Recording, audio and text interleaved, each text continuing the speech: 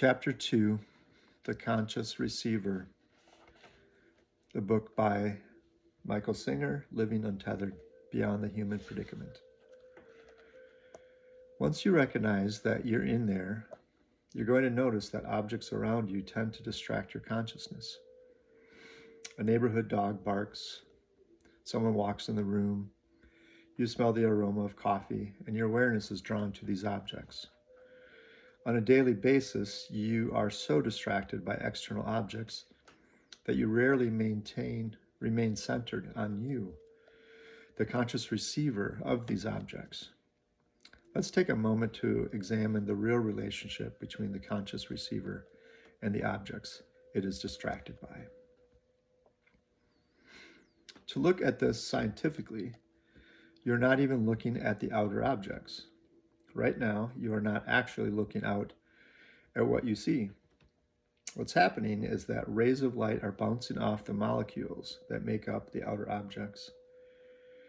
These reflected rays are hitting your eyes' photoreceptors and being transmitted back as messages through your nervous system. These messages are then rendered in your mind as an image of the external objects. You're actually seeing the objects inside, not outside. We're slowly peeling back the onion to see what it's like to be you. Things are certainly not what they appear to be. Even science backs that up. It's like you are sitting inside looking at a mental flat screen monitor that is imaging the world in front of you. You're obviously not the object you are looking at. After all, you are not even looking at the actual object. If you work your way back, the question becomes, who am I in here looking at a mental image of what is in front of me? There was a great saint from India, an enlightened master named Ramana Maheshwari. His entire spiritual path was to every moment persistently ask, who sees when I see? Who hears when I hear? Who feels when I feel? Self-realization, the term for enlightenment the yoga master Paramahansa Yogananda used, means you have fully realized who you are in there. The entire spiritual journey back to the seat of self is not about finding yourself. It's about realizing you are the self. Even in a Judeo-Christian sense, if somebody asks whether they have a soul, the correct answer is, no, you don't have a soul. You in there, the consciousness, are the soul.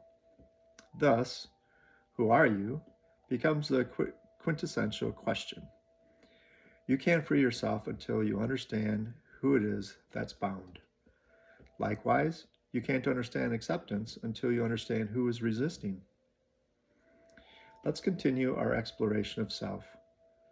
Earlier, we discussed that when you were young, you looked out through your eyes and saw a certain reflection in the mirror.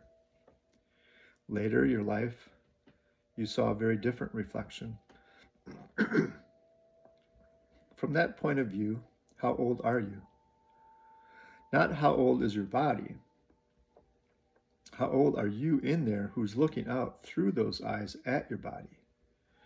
If you were in there when you were 10, if you were in there when you were 20, if you're going to be in there on your deathbed noticing that you're dying, then what age are you in there? Don't answer that question. Just let it touch you at a very deep level. Are you willing to let go of traditional concepts about your age? Let's do another interesting experiment. Imagine you're looking in the mirror right after taking a shower. Do you see the reflection of a male or female body? What if suddenly, via some mysterious power, it changes? Somehow the body parts change.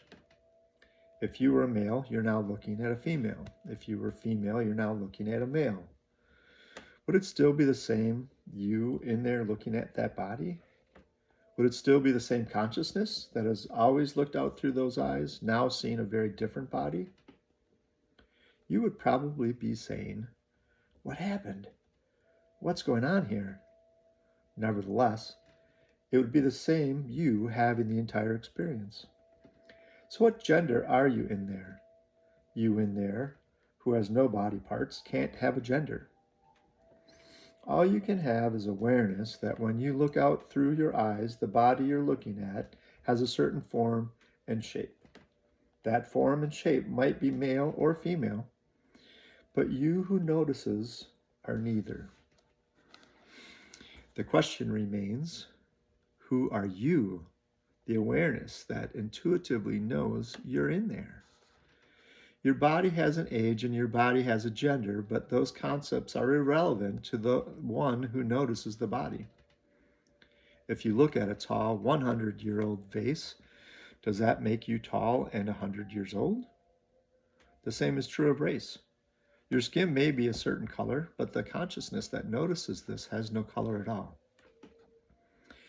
You are not your body. You are the one who notices the characteristics of your body. You are the conscious awareness within that is looking at all of this. The question is, are you willing to let go of who you thought you were? Because who you thought you were is not who you are. The same inner being is looking at your body, your house, your car. You are the subject. All the rest are objects of consciousness. I really love that last paragraph. That's so much of what I have on a number of my other recordings and posts. You are not your body. Amen, amen. Anyway, let's turn to something a little lighter. At night, you go to sleep and you often dream. You wake up in the morning and you say, I had a dream. That statement is actually very deep. How do you know you had a dream? Do you merely remember the dream, or were you actually there experiencing it? The answer is very simple. You were in there experiencing it. The same you who looks through your eyes and sees the outer world was experiencing the events occurring in the dream. There's only one conscious being in there, and you are either experiencing the waking world or the dream world. Note that when describing your interactions with both worlds, you intuitively use the word I, as in I was flying through the clouds with my arms open wide. Then I suddenly woke up and I realized I was in my bed. In the Yoga Sutras of Patanjali, which is a very ancient yogic text, Patanjali discusses the topic of deep dreamless sleep. He says that when you go to sleep and there are no dreams, it's not that you are not conscious. It's that you are conscious of nothing. If you spend time contemplating this, you're going to find that you're always conscious in there. Even people who get knocked unconscious or go into a coma often come back and tell us what they were experiencing. People have near-death experiences in which they leave their bodies and come back to tell about it. Whatever the source of these experiences, the same you in there experienced them and were able to describe what you experienced. So one of my posts tells of an experience that I had in college, that I left my body, or my consciousness, myself, the true self, left my body and went back in, and that was pretty crazy. So I can attest to this. It is true. How can you call that being conscious? Medically, what we call conscious has to do with awareness of our external surroundings. However, the concept of whether you in there are consciously aware of anything, that's another story altogether. You're always conscious. You've been conscious from the beginning. You're aware of whatever you focus on, internally or externally. Who are you? Who is that consciously aware entity inside?